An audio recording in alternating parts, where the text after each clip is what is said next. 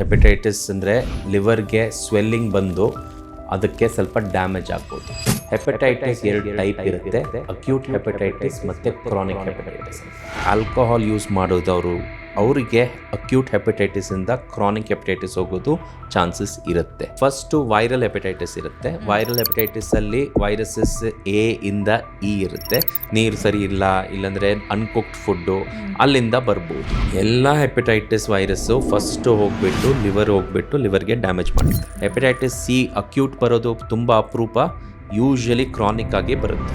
So ಲಿವರ್ಗೆ ಏನಾದರೂ problem ಇದ್ದರೆ ಅದು ಜಾಂಡಿಸ್ ಫಸ್ಟ್ ಸಿಂಪ್ಟಮ್ ಬರೋದು. ಹೆಪಟೈಟಿಸ್ ಬಿ ವೈರಸ್ ಇಂದನೇ ಲಿವರ್ಗೆ ಕ್ಯಾನ್ಸರ್ ಆಗ್ಬೋದು ವಿದೌಟ್ ಎನಿ ಸಿಗ್ನಿಫಿಕೆಂಟ್ ಡ್ಯಾಮೇಜ್.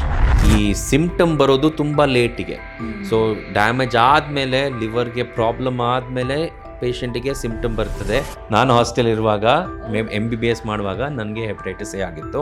ಅದು ಕಂಟ್ಯಾಮಿನೇಟೆಡ್ ವಾಟರ್ ಸೋರ್ಸಿಂದ. ಈ ಥರ ಮಾಡಿದರೆ there is absolutely 0% chance of spread. Human DNA ಒಟ್ಟಿಗೆ ಇದು ಜಾಯಿನ್ ಆಗುತ್ತೆ. ಅದಕ್ಕೆ ನಮಗೆ ಸೋ ಫಾರ್ ಒಂದು ಸಲ ಅದಾಗಿದ್ದರೆ ಮೆಡಿಸಿನ್ಸಿಂದ ಅದು ಕ್ಯೂರಬಲ್ ಅಲ್ಲ.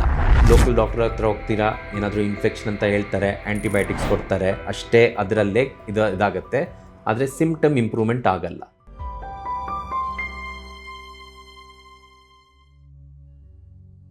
ವಿಜಯ ಕರ್ನಾಟಕ ವೀಕ್ಷಕರಿಗೆ ನಮಸ್ತೆ. ನಾನು ರಕ್ಷಾ ಕೋಟ್ಯಾನ್. ನಾವು ಸಾಮಾನ್ಯವಾಗಿ ಹಾರ್ಟಿನ ಬಗ್ಗೆ ಅಥವಾ ಬ್ರೈನ್ನ ಬಗ್ಗೆ ಹೆಚ್ಚು ತಲೆ ಕೆಡಿಸ್ಕೊಳ್ತೀವಿ. ಆದರೆ ದಿನದ 24 ಗಂಟೆ ಕೂಡ ಕೆಲಸವನ್ನು ಮಾಡುವಂಥ ನಮ್ಮ ದೇಹದ ಕಾರ್ಖಾನೆ ಅಂತಲೇ ಕರೆಸ್ಕೊಳ್ಳುವಂಥ ಲಿವರ್ನ ಬಗ್ಗೆ ಕೂಡ ತಲೆ ಕೆಡಿಸ್ಕೊಳ್ಳೇಬೇಕಾಗತ್ತೆ. ಯಾಕೆಂತ ಹೇಳಿದ್ರೆ ಲಿವರ್ನಲ್ಲಿ ಒಂದು ಸ್ವಲ್ಪ ಸಮಸ್ಯೆ ಆಯಿತು ಅಂತ ಹೇಳಿದ್ರು ನಮ್ಮ ಆರೋಗ್ಯದಲ್ಲಿ ಅಲ್ಲೋಲ ಕಲ್ಲೋಲ ಆಗುವಂಥದ್ದು ಗ್ಯಾರಂಟಿನೇ. ನಾವಿವತ್ತು ಮಾತಾಡ್ತಾ ಇರುವಂಥದ್ದು ಈ ಒಂದು ಲಿವರ್ನಲ್ಲಿ ಉಂಟಾಗುವಂತಹ ಒಂದು ಸೋಂಕು. ಇದನ್ನು ನಾವು ಹೆಪಟೈಟಿಸ್ ಅಂತ ಕರಿತೀವಿ. ಇದೇ ಜುಲೈ 28 ನಾವು ಹೆಪಟೈಟಿಸ್ ಡೇ ಅಂತ ಕೂಡ ಸೆಲೆಬ್ರೇಟ್ ಮಾಡ್ತೀವಿ, ಇದ್ರ ಬಗ್ಗೆ ಅವೇರ್ನೆಸ್ಸನ್ನು ಮೂಡಿಸೋ ಸಲುವಾಗಿ.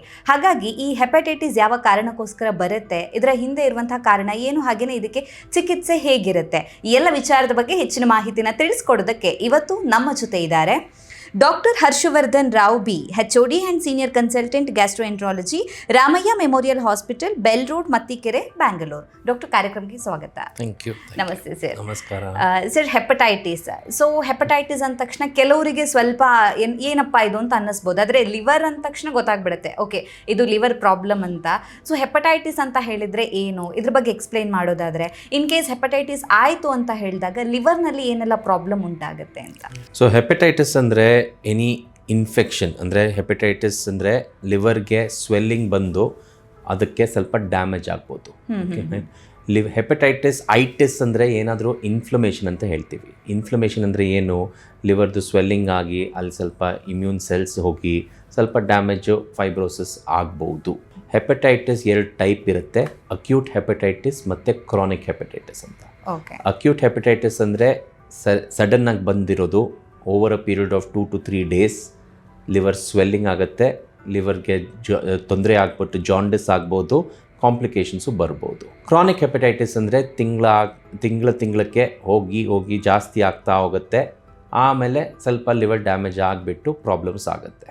ಸೊ ಎರಡು ಟೈಪಕ್ಕೆ ಹೆಪಟೈಟಿಸ್ ಅಂತ ಹೇಳ್ತೀವಿ. ಓಕೆ ಡಾಕ್ಟರ್, ನೀವು ಹೇಳಿದ್ರೆ ಅಕ್ಯೂಟ್ ಹಾಗೇನೆ ಕ್ರಾನಿಕ್ ಹೆಪಟೈಟಿಸ್ ಬರ್ಬೋದು ಅಂತ. ಹಾಗಿದ್ರೆ ಅಕ್ಯೂಟ್ ಇದ್ದವರಿಗೆ ಕ್ರಾನಿಕ್ ಬರುವಂತಹ ಚಾನ್ಸಸ್ ಏನಾದರೂ ಜಾಸ್ತಿ ಇರುತ್ತೆ ಅಂತ ಹೇಳಕ್ಕಾಗುತ್ತಾ? ಇದು ಟೈಪ್ ಆಫ್ ಹೆಪಟೈಟಿಸ್ ಪ್ರಕಾರ. ಇದು ಹೆಪಟೈಟಿಸ್ ಬಂದಿರೋದು ಯಾವ ಕಾರಣ ಅಂತ ನೋಡಿದರೆ ಅದ್ ಪ್ರಕಾರ ಅಕ್ಯೂಟಿಂದ ಕ್ರಾನಿಕ್ ಹೋಗೋದು ಚಾನ್ಸ್ ಇರುತ್ತೆ ಇಲ್ಲ ಅಂತ ನಾವು ಹೇಳ್ಬೋದು. ಕೆಲವು ವೈರಸ್ಸಿಂದ ಹೆಪಟೈಟಿಸ್ ಬಿ, ಸಿ, ಇಲ್ಲಾಂದರೆ ಇದು ಆಲ್ಕೋಹಾಲ್ ಯೂಸ್ ಮಾಡೋದವರು ಅವರಿಗೆ ಅಕ್ಯೂಟ್ ಹೆಪಟೈಟಿಸಿಂದ ಕ್ರಾನಿಕ್ ಹೆಪಟೈಟಿಸ್ ಹೋಗೋದು ಚಾನ್ಸಸ್ ಇರುತ್ತೆ. ಬೇರೆ type hepatitis A, hepatitis E, drug induced hepatitis, ಅದೆಲ್ಲ ಅಕ್ಯೂಟ್ ಹೆಪಟೈಟಿಸಲ್ಲೇ ಇರುತ್ತೆ, ಅದು ಕ್ರಾನಿಕ್ ಹೆಪಟೈಟಿಸಲ್ಲಿ ಹೋಗಲ್ಲ. ಓಕೆ ಸೊ ಅದು ಯಾವ ಹೆಪಟೈಟಿಸ್ ಅನ್ನೋದ್ರ ಮೇಲೆ ಡಿಪೆಂಡ್ ಕೂಡ ಆಗಿರುತ್ತೆ ಅಂತ. ಓಕೆ, ಹಾಗಿದ್ರೆ ಈ ಹೆಪಟೈಟಿಸ್ ಉಂಟಾಗೋದಕ್ಕೆ ಕಾರಣ ಏನು, ಮೇಜರ್ ರೀಸನ್ಸ್ ಯಾವುದೆಲ್ಲ ಇರುತ್ತೆ ಡಾಕ್ಟರ್? ಸೊ ಇದು ಬೇಸ್ಡ್ ಆನ್ ಟೈಪ್, ಅಗೇನ್ ಯಾವ ಕಾರಣದಿಂದ ಬಂದಿದೆ ಅಂತ ಆದ ಪ್ರಕಾರ. ಹೆಪಟೈಟಿಸ್ ವೈರಲ್ ಹೆಪಟೈಟಿಸ್ ಒಂದು ಕಾರಣ ಇರುತ್ತೆ. ನಾನು 4 ಕಾಮನ್ ಕಾಸಸ್ ಹೇಳ್ತೀನಿ. ಓಕೆ. ಫಸ್ಟು ವೈರಲ್ ಹೆಪಟೈಟಿಸ್ ಇರುತ್ತೆ. ವೈರಲ್ ಹೆಪಟೈಟಿಸಲ್ಲಿ ವೈರಸಸ್ ಎ ಇಂದ ಇ ಇರುತ್ತೆ. ಆ್ಯಕ್ಚುಲಿ ಬೇರೆ ವೈರಸಸ್ಸು ಇದೆ, but most commonly A to E ನಾವು ನೋಡ್ತೀವಿ. Second alcohol use, alcoholic liver disease, okay right, ಅದರಿಂದ ಹೆಪಟೈಟಿಸ್ ಬರುತ್ತೆ. ಮೂರನೇದು ಇದು ನಾನ್ ಆಲ್ಕೋಹಾಲಿಕ್ ಹೆಪಟೈಟಿಸ್ ಅಂತ ಹೇಳ್ತೀವಿ, ಅವರು ಸ್ಟಿಯಟೋ ಹೆಪಟೈಟಿಸ್ ಅಂತ ಹೇಳ್ತೀವಿ. ಅದಕ್ಕೆ ಫ್ಯಾಟಿ ಲಿವರ್ ಕಾಮನ್ಲಿ ನಾವು ನೋಡ್ತೀವಲ್ವಾ, ಅದರಿಂದನೂ ಹೆಪಟೈಟಿಸ್ ಆಗ್ಬೋದು.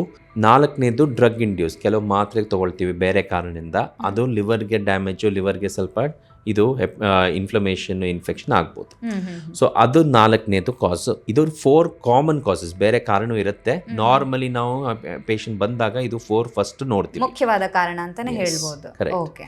ಸೊ ಹೆಪಟೈಟಿಸ್ ಎದಲ್ಲಿ ನಾವು ವೈರಲ್ ಹೆಪಟೈಟಿಸ್ ಬಗ್ಗೆ ಮಾತಾಡೋಣ. Hepatitis A, B, C, D, E. A and E ಬರೋದು food ವಾಟರಲ್ಲಿ, okay right.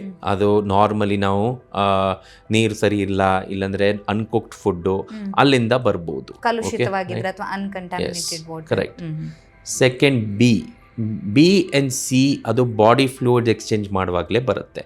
So blood transfusion, needles reuse ಮಾಡುವಾಗ, ಪ್ರೆಗ್ನೆಂಟ್ ವಿಮೆನ್ನು, ಮತ್ತು ಅದು ಡೆಲಿವರಿ ಟೈಮಿಗೆ ಮಕ್ಕಳಿಗೆ, ರೈಟ್. ಸೊ ಈ ಟೈಪು ಬಾಡಿ ಫ್ಲೂಯಿಡ್ ಎಕ್ಸ್ಚೇಂಜ್ ಇರುವಾಗ ಮಾತ್ರ ಬರೋದು ಬಿ ಆ್ಯಂಡ್ ಸಿ. ಡಿ ಇದು ಆಲ್ವೇಸ್ ಕಮ್ಸ್ ವಿತ್ ಬಿ, ಅಂದರೆ ಇದು ಓನ್ಲಿ ಡಿ ಐಸೋಲೇಟೆಡ್ ಬರಲ್ಲ. ಬಿ ಬಂದವ್ರಿಗೆ ಡಿ ಬರುತ್ತೆ, ಬಿ ಬಂದವ್ರಿಗೆ ಡಿ ಒಟ್ಟಿಗೆ ಬರ್ಬೋದು. ಯೂಶಲಿ ಅದು ನಮ್ಮದು ಇಮ್ಯುನಿಟಿ ಕಡಿಮೆ ಇರುವಾಗ, so hepatitis B with HIV ಇರುವಾಗ, ಆ ಸಿಚುವೇಶನಲ್ಲಿ hepatitis D can add on, okay right. ಆದರೆ ಇದು ಅಲೋನ್ ಹೆಪಟೈಟಿಸ್ ಡಿ ಇನ್ಫೆಕ್ಷನ್ ಆಗಲ್ಲ, ಓಕೆ. ಸೊ ಇದು route of spread of viral hepatitis. Okay. So ಹಾಗಿದ್ರೆ ವೈರಲ್ ಹೆಪಟೈಟಿಸ್ ಅಂತ ನೋಡಿದಾಗ ಅದು ನೀರಿಂದ ಬರುತ್ತೆ ಅಥವಾ ಕಲುಷಿತ ಆಹಾರದಿಂದ ಬರುತ್ತೆ. ಅದರ ಜೊತೆಗೆ ಕೆಲವರು ಹೇಳ್ತಾರೆ ಈಗ ಸೆಕ್ಷುಯಲಿ ಕೂಡ ಅದು ಟ್ರಾನ್ಸ್ಮಿಟ್ ಆಗುತ್ತೆ, ಬ್ಲಡ್ ಇಂದ ಬರುತ್ತೆ, ಲೈಕ್ ಇಂಜೆಕ್ಷನ್ ಇಂದ ಕೂಡ ಬರುವಂತ ಚಾನ್ಸಸ್ ಇರುತ್ತೆ ಅಂತ. ಅದು hepatitis B and C. Sexual transmission, vertical transmission ಅಂದ್ರೆ ಪ್ರೆಗ್ನೆಂಟ್ ವಿಮೆನ್ಗೆ, ಆಮೇಲೆ ಮಕ್ಕಳಿಗೆ ಹೋಗ್ಬೋದು, ಮಗುಗೆ ಹೋಗ್ಬೋದು, ಅದಕ್ಕೆ ವರ್ಟಿಕಲ್ ಟ್ರಾನ್ಸ್ಮಿಷನ್ ಅಂತ ಹೇಳ್ತೀವಿ. ಮತ್ತೆ ಬ್ಲಡ್ ಟ್ರಾನ್ಸ್ಫ್ಯೂಷನ್ ಇಂದ ಹೋಗ್ಬೋದು, ನೀಡಲ್ ಯೂಸ್ ಇಂದ ಆಗ್ಬೋದು. ಅದೆಲ್ಲಾನು ಲಿವರ್ ಮೇಲೆ ಎಫೆಕ್ಟ್ ಆಗುತ್ತೆ ಅಂತ. ಎಲ್ಲ ಹೆಪಟೈಟಿಸ್ ವೈರಸ್ ಫಸ್ಟ್ ಹೋಗ್ಬಿಟ್ಟು ಲಿವರ್ಗೆ ಡ್ಯಾಮೇಜ್ ಮಾಡುತ್ತೆ, ಓಕೆ ರೈಟ್. ಇದು ಹೆಪಟೈಟಿಸ್ ಎ ಮತ್ತು ಇ ಬರೋದು ಅಕ್ಯೂಟ್ ಹೆಪಟೈಟಿಸ್, ಓಕೆ ರೈಟ್. ಅದು ಇಮ್ಮಿಡಿಯೇಟ್ ಅಕ್ಯೂಟ್ ಹೆಪಟೈಟಿಸ್ ಅಂದರೆ ಲಿವರ್ ಸ್ವೆಲ್ಲಿಂಗ್ ಆಗುತ್ತೆ, ಫೀವರ್ ಬರುತ್ತೆ, ಬಾಡಿ ಏಕ್ ಆಗುತ್ತೆ, ಮತ್ತು ಸೆಕೆಂಡ್ ಫೇಸಲ್ಲಿ ಜಾಂಡಿಸ್ ಆಗುತ್ತೆ, ಆಮೇಲೆ 3ನೇ ಫೇಸಲ್ಲಿ ಇಚ್ಚಿಂಗು, ಅದೇ ರಿಕವರಿ ಫೇಸು, ಓಕೆ. ಜಾಂಡಿಸ್ ಕಡಿಮೆ ಆಗ್ತಾ ಹೋಗುತ್ತೆ. ಹೆಪಟೈಟಿಸ್ ಎ ಆ್ಯಂಡ್ ಇ ಅದು ಸೆಲ್ಫ್ ಲಿಮಿಟಿಂಗ್, ಅಂದರೆ ಬಂದು 2 to 3 ವೀಕ್ಸ್ ಇರುತ್ತೆ, ಅದಕ್ಕಷ್ಟೇ ಕಡಿಮೆ ಆಗುತ್ತೆ. ಹೆಪಟೈಟಿಸ್ ಬಿ ಆ್ಯಂಡ್ ಸಿ ಇರುವಾಗ, ಹೆಪಟೈಟಿಸ್ ಬಿ ಅಲ್ಲಿನೂ ಅಕ್ಯೂಟ್ ಆಗ್ಬೋದು, ಆದರೆ ಆ ಅಕ್ಯೂಟು ಕ್ರಾನಿಕಲ್ಲೂ ಕನ್ವರ್ಟ್ ಆಗ್ಬೋದು. ಹೆಪಟೈಟಿಸ್ ಸಿ ಅಕ್ಯೂಟ್ ಬರೋದು ತುಂಬ ಅಪರೂಪ, ಯೂಶಲಿ ಕ್ರಾನಿಕ್ ಆಗಿ ಬರುತ್ತೆ. ಓಕೆ. ಹಾಗಿದ್ರೆ ನೀವು ಮಾತಾಡ್ತಾ ಹೇಳಿದ್ರಿ ಜಾಂಡಿಸ್ ಕೂಡ ಆಗುತ್ತೆ ಅಂತ. ಸೊ ತುಂಬ ಜನರಿಗೆ ಕನ್ಫ್ಯೂಸ್ ಇರಬಹುದು, ಈ ಜಾಂಡಿಸ್ ಹಾಗೇನೆ ಹೆಪಟೈಟಿಸ್ಗೆ ಡಿಫ್ರೆನ್ಸ್ ಹೇಗಿರುತ್ತೆ ಅಂತ. ಯೂಶಲಿ ನಮಗೆ ಗೊತ್ತಿರೋ ಹಾಗೆ ಜಾಂಡಿಸ್ ಬಂತು ಅಂತ ಹೇಳಿದ್ರೆ ಎಲ್ಲೋ ವಿಷ ಆಗುತ್ತೆ ಅನ್ನೋದು, ಮತ್ತೆ ಲಿವರಿಗೆ ಎಫೆಕ್ಟ್ ಆಗಿದೆ ಅನ್ನೋದು ಒಂದು ಕಾಮನ್ ಆಗಿ ಗೊತ್ತಿರುತ್ತೆ. ಸೊ ಇದನ್ನ ಮೆಡಿಕಲಿ ನೀವು ಹೇಗೆ ಡಿಫೈನ್ ಮಾಡ್ತೀರಾ, ಡಿಫ್ರೆನ್ಶಿಯೇಟ್ ಮಾಡ್ತೀರಾ? ಸೊ ಜಾಂಡಿಸ್ ಅಂದರೆ ಇದು ಸಿಂಪ್ಟಮ್, ಡಿಸೀಸ್ ಅಲ್ಲ, ಕಾಯಿಲೆ ಅಲ್ಲ, ಓಕೆ. ಬೇರೆ ಬೇರೆ ಕಾಯಿಲೆಯಿಂದ ಜಾಂಡಿಸ್ ಆಗ್ಬೋದು, ಒಂದು ಸಿಂಪ್ಟಮ್ ಇರ್ಬೋದು ಜಾಂಡಿಸ್. ಸೊ ಲಿವರ್ಗೆ ಏನಾದರೂ ಪ್ರಾಬ್ಲಮ್ ಇದ್ದರೆ ಅದು ಜಾಂಡಿಸ್ ಫಸ್ಟ್ ಸಿಂಪ್ಟಮ್ ಬರೋದು. ಸೊ ಲಿವರ್ಗೆ ಪ್ರಾಬ್ಲಮ್ ಅಂದರೆ ಲಿವರ್ಗೆ ಡ್ಯಾಮೇಜ್ ಆಗಿರುವಾಗ ಜಾಂಡಿಸ್ ಆಗುತ್ತೆ. ಜಾಂಡಿಸ್ ಅಂದರೆ ಏನು, ಒಂದು ಬ್ಲಡ್ಡಲ್ಲಿ ಅಂಶ ಇರುತ್ತೆ ಬಿಲಿರೂಬಿನ್ ಅಂತ. ಆ ಬಿಲಿರೂಬಿನ್ನು ಜಾಸ್ತಿ ಆಗುವಾಗ ಸ್ಕಿನ್ನು, ಐಸು ಎಲ್ಲೋ ಕಾಣಿಸುತ್ತೆ, ಅದಕ್ಕೆ ನಾವು ಜಾಂಡಿಸ್ ಅಂತ ಹೇಳ್ತೀವಿ. ಸೊ ಬೇರೆ ಬೇರೆ ಕಾರಣ ಇರುತ್ತೆ, ಹೆಪಟೈಟಿಸ್ ಮಾತ್ರ ಅಂತ ಅಲ್ಲ. ಸೊ ಜಾಂಡಿಸ್ ಬರ್ಬೋದು, ಲಿವರ್ ಸಿರೋಸಿಸಿಂದ ಬರ್ಬೋದು, ಜಾಂಡಿಸ್ ಬರ್ಬೋದು, ಈ ರಕ್ತ ಪ್ರಾಬ್ಲಮ್ ಇದ್ರೇನು ಜಾಂಡಿಸ್ ಬರ್ಬೋದು, ಪಿತ್ತಿಂದು ಪ್ರಾಬ್ಲಮ್ ಇದ್ರೇನು ಜಾಂಡಿಸ್ ಬರ್ಬೋದು. ಪಿತ್ ಬ್ಲಾಕ್ ಆಗುವಾಗ ಜಾಂಡಿಸ್ ಆಗುತ್ತೆ. ಲಿವರ್ಗೇನು ಪ್ರಾಬ್ಲಮ್ ಇರಲ್ಲ, ಆವಾಗ ಪಿತ್ ಬ್ಲಾಕ್ ಆಗಿಬಿಟ್ಟು ಜಾಂಡಿಸ್ ಬರುತ್ತೆ. ಸೊ ಜಾಂಡಿಸ್ ಇರೋದು ಜಸ್ಟ್ ಸಿಂಪ್ಟಮ್, ಕಾಯಿಲೆ ಅಲ್ಲ.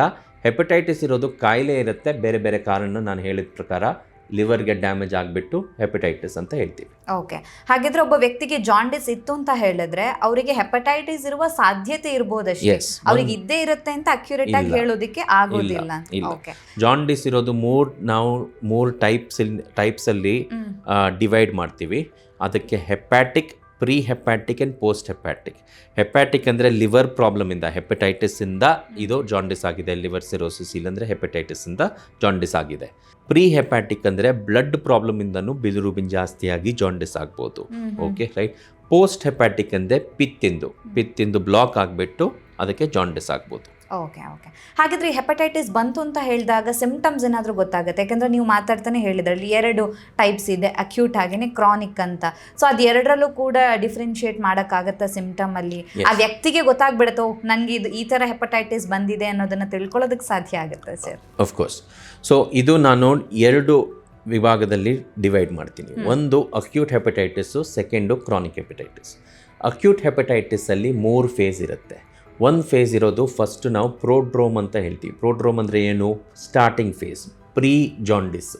ಈ ಫೇಸಲ್ಲಿ ಫೀವರ್ ಬರುತ್ತೆ, ಬಾಡಿ ಏಕ್ಸ್ ಇರುತ್ತೆ, ಮಸಲ್ ಪೇನ್ ಇರುತ್ತೆ, ನಾಸಿಯಾ, ವಾಮಿಟಿಂಗ್ ಇರುತ್ತೆ. ನಾರ್ಮಲಿ ಇದು ಲೋಕಲ್ ಡಾಕ್ಟರ್ ಹತ್ರ ಹೋಗ್ತೀರಾ, ಏನಾದರೂ ಇನ್ಫೆಕ್ಷನ್ ಅಂತ ಹೇಳ್ತಾರೆ, ಆ್ಯಂಟಿಬಯೋಟಿಕ್ಸ್ ಕೊಡ್ತಾರೆ, ಅಷ್ಟೇ ಅದರಲ್ಲೇ ಇದಾಗುತ್ತೆ. ಆದರೆ ಸಿಂಪ್ಟಮ್ ಇಂಪ್ರೂವ್ಮೆಂಟ್ ಆಗಲ್ಲ. ಸೊ ನೆಕ್ಸ್ಟ್ ಫೇಸ್ ಬರೋದು after one week to 10 days, hepatic phase or jaundice phase. ಆ ಫೇಸಲ್ಲಿ ಜಾಂಡಿಸ್ ಇರುತ್ತೆ, ತುಂಬ ಊಟ ಮಾಡೋಕ್ಕೆ ಇಷ್ಟನೇ ಆಗಲ್ಲ, ವಾಮಿಟಿಂಗ್ ಆಗೋದು ಜಾಸ್ತಿ ಚಾನ್ಸಸ್ ಇರುತ್ತೆ, ಬ್ಲೀಡಿಂಗ್ ರಿಸ್ಕ್ ಇರುತ್ತೆ. ಈ ಸಿಚುವೇಷನಲ್ಲಿ ನಾವು ಬ್ಲಡ್ ಟೆಸ್ಟ್ ಮಾಡುವಾಗ ನಮ್ಮದು ಲಿವರ್ ಫಂಕ್ಷನ್ ಟೆಸ್ಟ್ ಎಲ್ಲ ಜಾಸ್ತಿ ಇರುತ್ತೆ.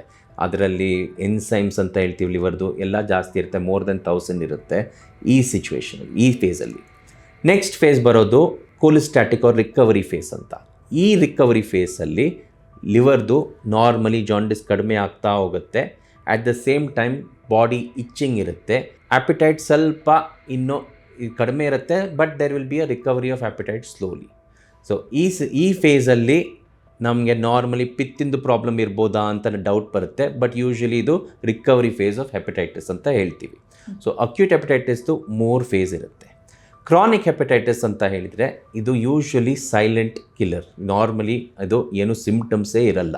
Over a period of time ಇದಕ್ಕೆ ಸಿಂಪ್ಟಮ್ಸ್ ಸ್ಲೋಲಿ ಸ್ಟಾರ್ಟ್ ಆಗುತ್ತೆ. ಯಾವಾಗ ಲಿವರ್ಗೆ ಆಲ್ರೆಡಿ ಡ್ಯಾಮೇಜ್ ಆಗಿ ಲಿವರ್ದು ಕೆಲಸ ಕಡಿಮೆ ಮಾಡುವಾಗ ಆವಾಗ ಸಿಂಪ್ಟಮ್ಸ್ ಸ್ಟಾರ್ಟ್ ಆಗೋದು. ಸೊ ಆ ಸಿಚುವೇಷನಲ್ಲಿ ಜಾಂಡಿಸ್ ಬರ್ಬೋದು, ಕಾಲ್ ಸ್ವೆಲ್ಲಿಂಗ್ ಬರ್ಬೋದು, ಹೊಟ್ಟೆಯಲ್ಲಿ ನೀರು ತುಂಬೋದು ಕಾಣಿಸ್ಬೋದು, ಪ್ರಜ್ಞೆ ತಪ್ಬೋದು. ಸೊ ಇದೆಲ್ಲ ಪಾಸಿಬಿಲಿಟೀಸ್ ಇರುತ್ತೆ ಕ್ರಾನಿಕ್ ಹೆಪಟೈಟಿಸಲ್ಲಿ. ಓಕೆ ಓಕೆ, ನೀವು ಹೇಳಿದರೆ ಬರೋದಕ್ಕೆ ಕಾರಣಗಳು ಕೂಡ ಬೇರೆ ಇರ್ಬೋದು ಅಂತ, ವೈರಲ್ ಇರ್ಬೋದು ಅಥವಾ ಆಲ್ಕೋಹಾಲ್ ಕನ್ಸ್ಯೂಮ್ ಮಾಡೋದ್ರಿಂದ ಇರ್ಬೋದು. ಸೊ ಕಾರಣಗಳ ಮೇಲೆ ಸಿಂಪ್ಟಮ್ಸ್ ಏನಾದರೂ ವೇರಿ ಆಗೋ ಚಾನ್ಸಸ್ ಇರುತ್ತೆ ಸರ್, ವೈರಲ್ ಅಥವಾ ಇದರಿಂದ? ನಾನು ಇದು ಎಲ್ಲ ಸಿಂಪ್ಟಮ್ಸ್ ಹೇಳಿದ್ದು ಕ್ರಾನಿಕ್ ಅಕ್ಯೂಟು ಎಲ್ಲ ವೈರಲ್ ಹೆಪಟೈಟಿಸ್ ಬಗ್ಗೆ. ಓಕೆ. ಆಲ್ಕೋಹಾಲಿಕ್ ಹೆಪಟೈಟಿಸಲ್ಲಿ ಯೂಶ್ವಲಿ ಅದು ಆಲ್ಕೋಹಾಲ್ ಹಿಸ್ಟ್ರಿ ಇರುತ್ತೆ, ಅವರು ಜಾಸ್ತಿ ಕುಡಿಯೋದು ಇರುತ್ತೆ, ಡೈಲಿ ಕುಡಿಯೋದು, ಕ್ವಾಂಟಿಟಿ ಜಾಸ್ತಿ ಮಾಡಿ ಬಿಂಜ್ ಡ್ರಿಂಕಿಂಗ್ ಎಲ್ಲ ಇರುತ್ತೆ. ಸೊ ಅದಾದಮೇಲೆ ಕಾಲ್ ಸ್ವೆಲ್ಲಿಂಗ್ ಆಗಿ ಫೀವರ್ ಪ್ಲಸ್ ಮೈನಸ್ ಇರ್ಬೋದು, ಆದರೆ ಊಟ ಮಾಡೋದು ಇಷ್ಟ ಇರಲ್ಲ, ಅಂದರೆ ಹಸುವೆ ಇರಲ್ಲ, ವಾಮಿಟಿಂಗ್, ನಾಸಿಯಾ ಇರುತ್ತೆ.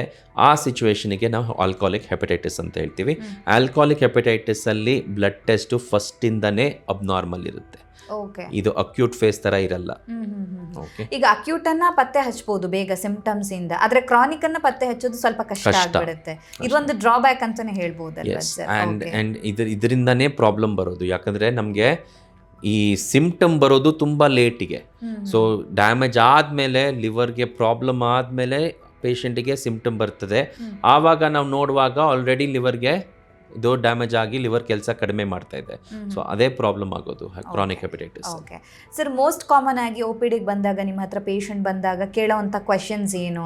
ಸೊ ಈ ಥರ ಪತ್ತೆ ಹಚ್ಚುವಂಥ ಟೆಕ್ನಾಲಜೀಸ್ ಇದ್ದರೂ ಅಥವಾ ಹಾಸ್ಪಿಟಲ್ಗಳಿದ್ರೂ ಕೂಡ ಲಾಸ್ಟ್ ಮೂಮೆಂಟಿಗೆ ಬರೋರು ಇರ್ತಾರೆ. ಹೇಗೆ ನಿಮ್ಮ ಎಕ್ಸ್ಪೀರಿಯನ್ಸನ್ನು ಶೇರ್ ಮಾಡ್ಕೊಳ್ಳೋದಾದರೆ? ತುಂಬ ಜನ ಲಾಸ್ಟ್ ಸ್ಟೇಜಲ್ಲೂ ಬರ್ತಾರೆ, ಎಸ್ಪೆಷಲಿ ವೈರಲ್ ಹೆಪಟೈಟಿಸಲ್ಲಿ. ಯಾಕಂದರೆ ಇನಿಷಿಯಲ್ ಕ್ರಾನಿಕ್ ಹೆಪಟೈಟಿಸ್ ಫೇಸಲ್ಲಿ ಅವ್ರಿಗೆ ಏನು ಸಿಮ್ಟಮ್ ಇರಲ್ಲ. ನಾವು ಕೇಳುವಾಗ ಅವ್ರು ಹೇಳ್ತಾರೆ ನಾನು ಚಿಕ್ಕ ವಯಸ್ಸಿರುವಾಗ ಜಾಂಡಿಸ್ ಆಗಿತ್ತು, ಆರ್ ಅವ್ರು ಹೇಳ್ತಾರೆ ಇದು ಬ್ಲಡ್ ಟ್ರಾನ್ಸ್ಫ್ಯೂಷನ್ ನನಗೆ ಕೊಟ್ಟಿದ್ದು ಆಕ್ಸಿಡೆಂಟ್ ಆಗಿ ನನಗೆ ಲೋಕಲ್ ಹಾಸ್ಪಿಟಲ್ ತೊಗೊಂಡೋಗಿದ್ರು, ಆವಾಗ ಬ್ಲಡ್ ಟ್ರಾನ್ಸ್ಫ್ಯೂಷನ್ ಕೊಟ್ಟಿದ್ರು ಅಂತ ಹೇಳ್ಬೋದು, right. Or even unsafe sexual practices ಹೇಳ್ತಾರೆ ಕೇಳುವಾಗ, ರೈಟ್. ಸೊ ಅದರಿಂದ most likely hepatitis B or C ಬಂದು ಆಮೇಲೆ ಈಗ ಸಿಮ್ಟಮ್ಸ್ ಬಂದಿರೋದು ಕಾರಣ ಅದು ಲಿವರ್ ಡ್ಯಾಮೇಜ್ ಆಗಿ ಬಂದಿರ್ಬೋದು. Okay, right. ಸೊ ಈ ಥರ ನಾವು ನೋಡ್ತೀವಿ ಕ್ರಾನಿಕ್ ಹೆಪಟೈಟಿಸ್ ಅಲ್ಲಿ. ಆಲ್ಕೋಹಾಲಿಕ್ ಹೆಪಟೈಟಿಸ್ ಅಲ್ಲಿ ಕ್ಲಿಯರ್ ಹಿಸ್ಟ್ರಿ ಇರುತ್ತೆ, ಆಲ್ಕೋಹಾಲ್ ಕನ್ಸಂಪ್ಷನ್ ಇರುತ್ತೆ, ಮುಂಚೆ ಜಾಂಡಿಸ್ದು ಹಿಸ್ಟ್ರಿ ಇರುತ್ತೆ, ಹಾಸ್ಪಿಟಲ್ ಅಡ್ಮಿಷನ್ ಇರುತ್ತೆ. ಆಮೇಲೆ ಈ ಸಲ ಬಂದಾಗ ಅವ್ರಿಗೆ ಲಿವರ್ ಡಿಕಾಂಪನ್ಸೇಷನ್ ಆಗುತ್ತೆ. ಅಂದರೆ ಇದು ನಾನು ಹೇಳಿದ್ದು ಜಾಂಡಿಸ್ ಆಗೋದು, ಹೊಟ್ಟೆಲಿ ನೀರು ತುಂಬೋದು, ಕಾಲ್ ಸ್ವೆಲ್ಲಿಂಗ್ ಆಗೋದು ಅದೆಲ್ಲ ಆಗಿರ್ಬೋದು. ಸೊ ಇದು ಲಾಸ್ಟ್ ಸ್ಟೇಜ್ ಅಂದರೆ ಸಿರೋಸಿಸ್ ಆಗಿದೆ ಅಂತ ಅರ್ಥ. ಓಕೆ. ಸೊ ಈಗ ಹೆಪಟೈಟಿಸ್ ವಿಚಾರದಲ್ಲಿ ಬಂದಾಗ, ಈಗ ಹೆಪಟೈಟಿಸ್ ನೀವು ಹೇಳಿದಾಗೆ ವೈರಲಲ್ಲಿ ABCDE ಅಂತ ಇದೆ. ಸೊ ನಾವು ಒಂದೊಂದಾಗೆ ಮಾತಾಡ್ತಾ ಹೋಗೋದಾದ್ರೆ, ಈಗ ಹೆಪಟೈಟಿಸ್ A ಕಾಮನ್ ಆಗಿ ಮಕ್ಕಳಲ್ಲಿ ಬರುತ್ತೆ ಅಂತ ಹೇಳ್ತಾರೆ. ಸೊ ದೊಡ್ಡವರಲ್ಲಿ ಹಾಗಾದ್ರೆ ಬರೋದೇ ಇಲ್ವಾ ಹೇಗೆ ಅಂತ? ಇಲ್ಲ, ಆ ಥರ ಏನಿಲ್ಲ. ಯಾವ ಏಜಲ್ಲೂ ಹೆಪಟೈಟಿಸ್ ಎ ಬರ್ಬೋದು. ಯಾಕೆ ಹೆಪಟೈಟಿಸ್ ಎ ಬರೋದು ಫುಡ್ ಆ್ಯಂಡ್ ವಾಟರಿಂದ, ಕಂಟ್ಯಾಮಿನೇಟೆಡ್ ಫುಡ್ ಆ್ಯಂಡ್ ವಾಟರಿಂದ. ಸೊ ಯಾವ ಏಜಲ್ಲೂ ಬರ್ಬೋದು. ನಾರ್ಮಲಿ ಮಕ್ಕಳಿಗೆ ವಿದಿನ್ 1 year ಬರೋದು ತುಂಬ ಅಪರೂಪ. ಯಾಕೆ ಯೂಶ್ವಲಿ ನಾವು ಬ್ರೆಸ್ಟ್ ಮಿಲ್ಕ್ ಕೊಡ್ತೀವಿ ಮಗುಗೆ. ಸೊ ಬರೋದು ಚಾನ್ಸ್ ಬರಲ್ಲ. 1 year ಆದಮೇಲೆ ನಾವು ನಾರ್ಮಲ್ ಫುಡ್ಡಿಗೆ ಟ್ರಾನ್ಸಿಷನ್ ಮಾಡುವಾಗ ಆವಾಗ ನಾವು ಸರಿಯಾಗಿ ಹೈಜೀನ್ ಅಬ್ಸರ್ವ್ ಮಾಡ್ತಾ ಇಲ್ಲ ಅಂದರೆ ಆವಾಗ ಬರ್ಬೋದು. ಕಾಮನ್ ಆಗಿ ಮಕ್ಕಳಿಗೆ ಬರುತ್ತಂತ ಅಲ್ಲ. ಇಟ್ ಈಸ್ ಮಕ್ಕಳಲ್ಲಿ ಬಂದಾಗ ಕಾಂಪ್ಲಿಕೇಶನ್ ರಿಸ್ಕ್ ಜಾಸ್ತಿ ಇರುತ್ತೆ. That is more important than the actual common. Hepatitis A ತುಂಬ ಕಾಮನ್ ಇದೆ ಈವನ್ ಇನ್ ಅಡಲ್ಟ್ಸ್. ಬರೋದು ಔಟ್ಬ್ರೇಕ್ ಥರ. ಔಟ್ಬ್ರೇಕ್ ಅಂದರೆ ಕಾಮನ್ ವಾಟರ್ ಸಪ್ಲೈ ಇರ್ಬೋದು ಹಾಸ್ಟೆಲಲ್ಲಿ, ಇಲ್ಲಾಂದರೆ PGಲಿ, ಆ ಥರ ಏನಾದರೂ ಮೆಸ್ಸಲ್ಲಿ. ಆವಾಗ ಅದು ಔಟ್ಬ್ರೇಕ್ ಇರುತ್ತೆ, ಮಲ್ಟಿಪಲ್ ಕೇಸಸ್ ಬರ್ತಾರೆ, because it is a common source of infection. ಈಗ ಹಾಸ್ಟೆಲ್ ಅಥವಾ ಯಾವುದೋ ಒಂದು ದೊಡ್ಡ ಇದ್ರಲ್ಲಿ ಇದ್ದಾರೆ ಅಂತ ಹೇಳಿದಾಗ ಒಬ್ರಿಗಷ್ಟೇ ಬರೋದಿಲ್ಲ. ಸೊ ಆ ನೀರನ್ನ ಎಲ್ಲರೂ ಕುಡ್ದಿರ್ತಾರೆ, ಸೊ ಕೇಸಸ್ ಜಾಸ್ತಿ ಇರುತ್ತೆ. ನಾನು ಹೇಳಿದ್ದು ಯಾಕಂದ್ರೆ ನನಗೆ ಆಗಿತ್ತು. ನಾನು ಹಾಸ್ಟೆಲ್ ಇರುವಾಗ MBBS ಮಾಡುವಾಗ ನನಗೆ ಹೆಪಟೈಟಿಸ್ ಎ ಆಗಿತ್ತು. ಅದು ಕಂಟ್ಯಾಮಿನೇಟೆಡ್ ವಾಟರ್ ಸೋರ್ಸ್ ಇಂದ. ಓಕೆ. ಸೊ ನಿಮಗೆ ಎಕ್ಸ್ಪೀರಿಯನ್ಸ್ ಆಗಿದೆ. ಓಕೆ. ಸೊ ಪೇಷಂಟ್ ಹೇಗೆ ಫೀಲ್ ಮಾಡ್ತಾರೆ ಅನ್ನೋದು ನನಗೂ ಗೊತ್ತು, ಎಕ್ಸಾಕ್ಟ್ಲಿ ಗೊತ್ತು ಹೆಪಟೈಟಿಸ್ ಎ ಹೇಗಾಗುತ್ತೆ ಅಂತ. ಓಕೆ. ಸರ್, ಇದಕ್ಕೆ ವ್ಯಾಕ್ಸಿನ್ ಇದೆ ಹೆಪಟೈಟಿಸ್ ಎ ಗೆ? ಎಸ್, ವ್ಯಾಕ್ಸಿನ್ ಇದೆ and it is very effective. ಇದು ಎಲ್ಲರಿಗೂ ಹೆಪಟೈಟಿಸ್ ಎ ವ್ಯಾಕ್ಸಿನೇಷನ್ ನಿರ್ಬಂಧ ಅಂತ ಅಲ್ಲ, ಓಕೆ, ರೈಟ್, ಮ್ಯಾಂಡೇಟ್ರಿ ಅಂತ ಅಲ್ಲ. ಇದು ಯೂಶ್ವಲಿ ಆಟ್ ರಿಸ್ಕ್ ಇಂಡಿವಿಜುವಲ್ಸ್ಗೆ ಕೊಡೋದು ಒಳ್ಳೆಯದು. ಎಸ್ಪೆಷಲಿ ಮಕ್ಕಳಿಗೆ after the age of 12 months. ನಾನು ಹೇಳಿದೆ 12 months ಬಿಫೋರ್ ಇದ್ದರೆ ಯೂಶ್ವಲಿ ಬರಲ್ಲ. ಆಫ್ಟರ್ 12 months, 12 to 23 months ಟೈಮಲ್ಲಿ ಅವರು ಕೊಡೋದು ಯೂಶ್ವಲಿ 2 doses ಕೊಡ್ತೀವಿ. Okay, right.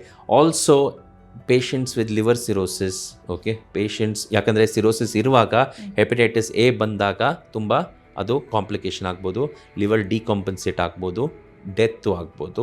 ಅದಕ್ಕೆ hepatitis A vaccination in high risk individuals ನಾವು ಕೊಡ್ತೀವಿ. ಓಕೆ. ಸೊ ಈಗ ಹೆಪಟೈಟಿಸ್ ಬಿ ಅಂತ ಬಂದಾಗ ಇದ್ರ ಬಗ್ಗೆ ಎಕ್ಸ್ಪ್ಲೈನ್ ಮಾಡೋದಾದ್ರೆ, ನೀವು ಆಗಲೇ ಹೇಳಿದ್ರಿ ಎ ಮತ್ತು ಇ ಸ್ವಲ್ಪ ಅಂದರೆ ಅಷ್ಟು ಅಗ್ರೆಸಿವ್ ಇರೋದಿಲ್ಲ, ಬಟ್ ಬಿ ಇರುತ್ತೆ ಅಂತ. ಸೊ ಇದ್ರ ಬಗ್ಗೆ ಹೇಳಿ ಸರ್. ಬಿ ಈಸ್ ಅಂದರೆ ನನ್ನ ಪ್ರಕಾರ is one of the most, ಅಂದರೆ ಆಲ್ ವೈರಸಸ್ ನೋಡಿದರೆ ವರ್ಸ್ಟ್ ಅಂದರೆ ಬಿ. Okay, right. ಯಾಕೆ ಹೆಪಟೈಟಿಸ್ ಬಿ ಬಂದಾಗ ಅಕ್ಯೂಟ್ ಹೆಪಟೈಟಿಸ್ ಮೋಸ್ಟ್ ಲೈಕ್ಲಿ ಅದು ಅಕ್ಯೂಟ್ ಅಂತ ಬರುತ್ತೆ. ನಾರ್ಮಲ್ ಫೇಸಸ್ ಥರ ಇರುತ್ತೆ. ಹೆಪಟೈಟಿಸ್ ಬಿ ಚೆಕ್ ಮಾಡ್ತೀವಿ ಆವಾಗ. ಸೊ ಅದಕ್ಕಷ್ಟೇ ಕಡಿಮೆ ಆಗುತ್ತದು. ಸೊ 90% ಪೇಷಂಟ್ಸ್ 90 to 95 ಅಂತಲೇ ಇಟ್ಕೊಳ್ಳಿ, ಅದು ಬಾಡಿದು ಇಮ್ಯುನಿಟಿಯಿಂದನೇ ಅದು ನೆಗೆಟಿವ್ ಆಗ್ತಾರೆ, ವಿಚ್ ಇಸ್ ಗುಡ್. 5 to 10% ಪೇಷಂಟ್ಸಲ್ಲಿ ಅದು ಕ್ರಾನಿಕ್ ಆಗುತ್ತೆ. ಸೊ ಇಮ್ಯುನಿಟಿಯಿಂದ ಅದು ಪೂರ್ತಿ ಕ್ಲಿಯರ್ ಆಗಿಲ್ಲ ವೈರಸ್ಸು.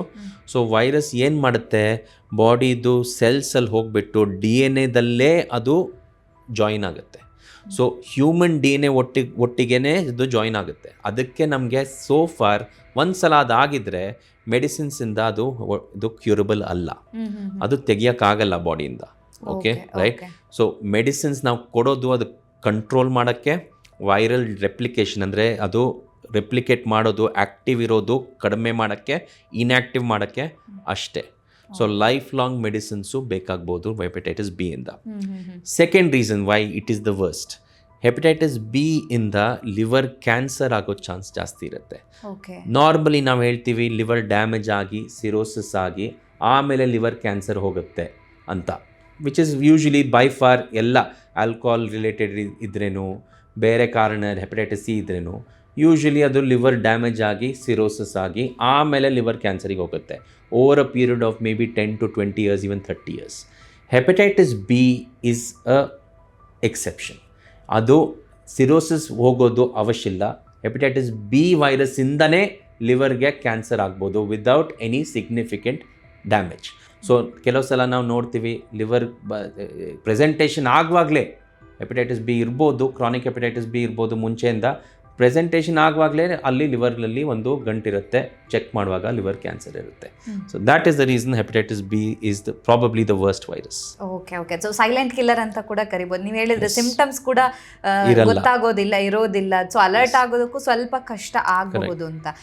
ಇದು ಸೆಕ್ಷುವಲಿ ಮತ್ತೆ ಬೈ ಬ್ಲಡ್ ಇಂದ ಸ್ಪ್ರೆಡ್ ಆಗುತ್ತೆ ಹೇಳಿದ್ರೆ.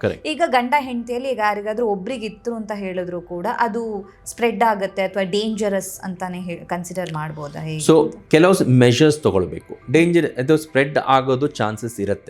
ಓಕೆ ರೈಟ್, ಯಾಕಂದರೆ ಸೆಕ್ಷುವಲ್ ಸ್ಪ್ರೆಡ್ ಇದೆ ಅದು. ಓಕೆ ರೈಟ್, ಕ್ಲೋಸ್ ಕಾಂಟ್ಯಾಕ್ಟ್ ಇದ್ದಾರೆ, ಸೊ ಡೆಫಿನೆಟ್ಲಿ ಸ್ಪ್ರೆಡ್ ಆಗೋ ಚಾನ್ಸಸ್ ಇರುತ್ತೆ.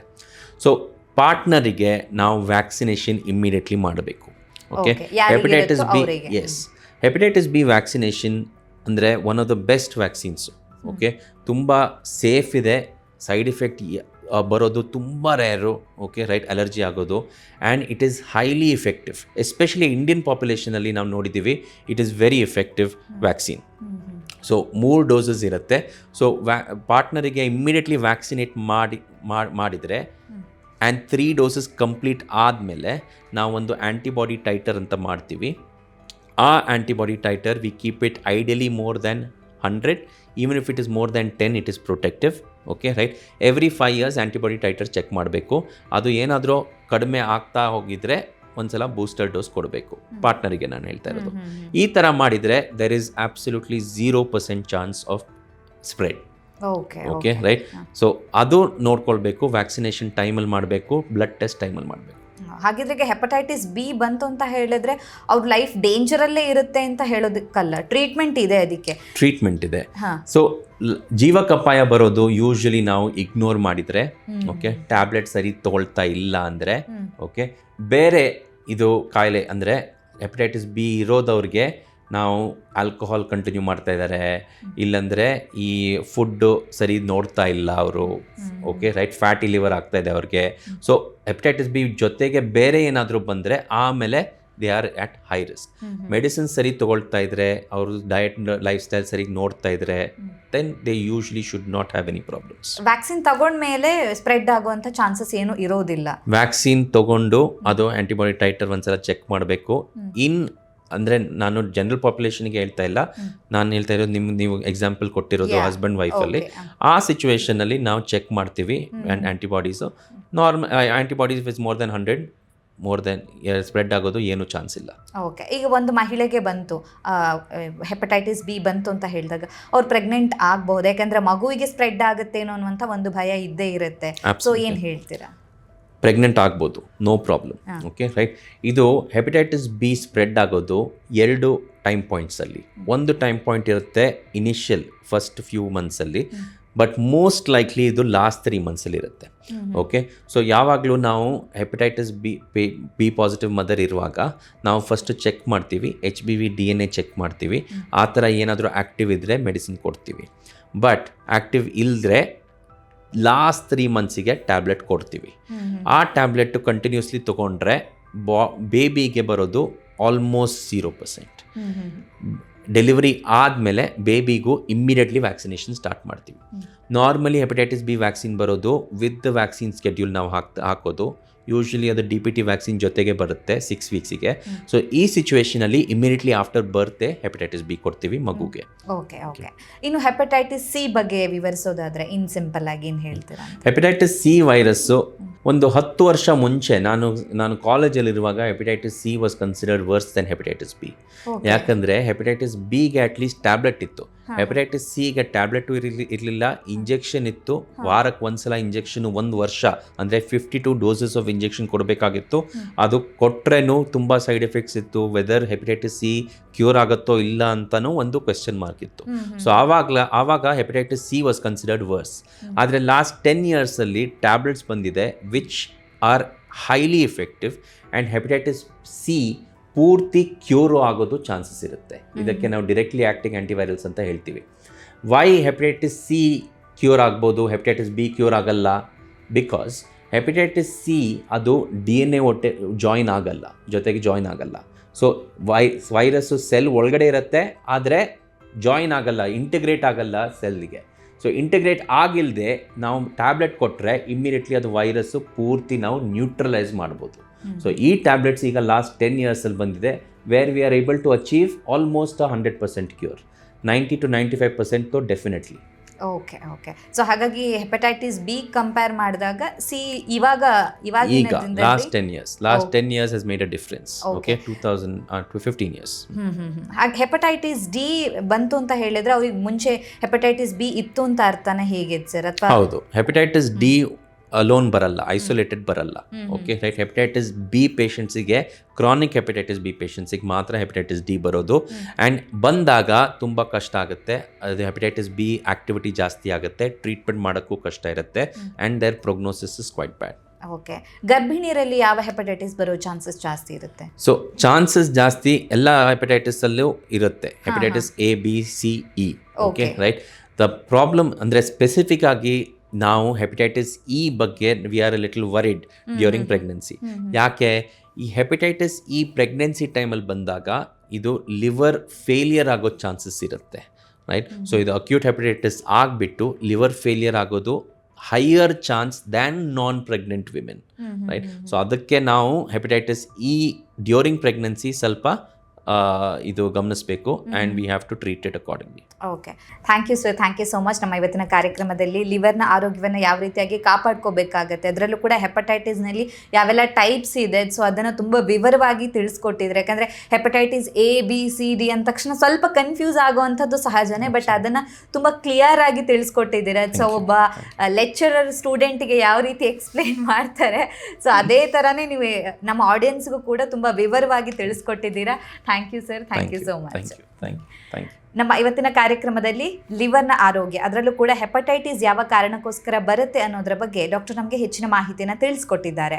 ಆರೋಗ್ಯಕ್ಕೆ ಸಂಬಂಧಿಸಿದಂಥ ಹೆಚ್ಚಿನ ವಿಡಿಯೋಗಳನ್ನು ನಮ್ಮ ವಿಜಯ ಕರ್ನಾಟಕ ಹೆಲ್ತ್ ಪೇಜ್ನಲ್ಲಿ ನೀವು ನೋಡಬಹುದು.